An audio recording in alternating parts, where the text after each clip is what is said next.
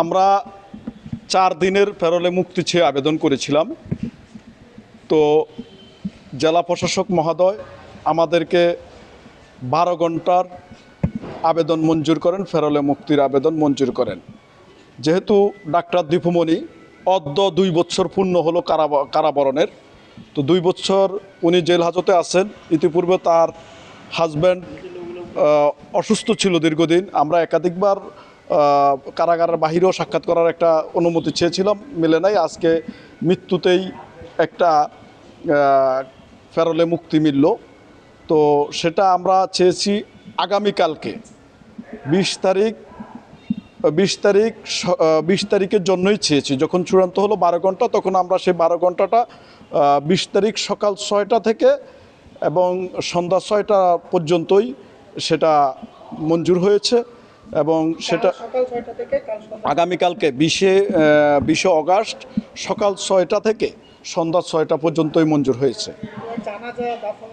হ্যাঁ, এখন সেটা সম্পূর্ণ পুলিশ পাহারায় হবে এবং তারা আমাদেরকে কিছু দিয়েছে। সম্পূর্ণ পুলিশ পাহারা হবে সকাল 6টা থেকে 6টা। কারা ফটক থেকে পুলিশ বুঝে নিয়ে এবং এই টাইমের মধ্যে এখানে দিয়ে যাবে। এক আর দ্বিতীয়তে, আপনারা ইতিপূর্বে সারা দেশের মানুষ জানতে চাচ্ছেন যে ওনার জানাজার বিষয়টা, যেটা আমরা ইতিপূর্বে পারিবারিকভাবে সিদ্ধান্ত নিয়েছেন। সেটা হলো ওনার সকালবেলায় ওনার মরদেহ কলাবাগান নিজ বাসভবনে আনা হবে। সেখানে ডাক্তার দীপুমণির সাথে তার প্রথম সাক্ষাৎ এবং ডাক্তার দীপুমণি সেখানেই মরহুম ব্যারিস্টার তৌফিক নওয়াজ সাহেবের লাশ প্রথম সেখানেই দেখবেন। পরবর্তীতে ব্যারিস্টার তৌফিক নওয়াজের লাশ নিয়ে যাওয়া হবে গুলশান আজাদ মসজিদে। বাদ জোহর ঢাকার গুলশান আজাদ মসজিদে জানাজার নামাজ সম্পন্ন হবে, সেখানেই দোয়া হবে। জানাজার নামাজ এবং দোয়া শেষে পরবর্তীতে বনানী কবরস্থানে তাকে দাফন করা হবে।